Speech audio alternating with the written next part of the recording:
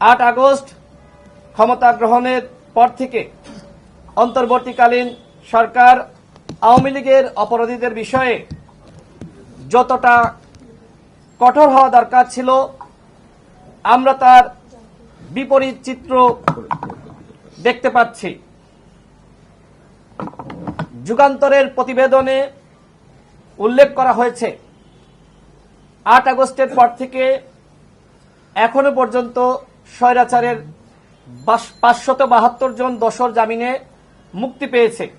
গণহত্যার আসামিরা কিভাবে জামিন পাচ্ছে আমরা সরকারের কাছে সেটির স্পষ্ট ব্যাখ্যা জানতে চাই।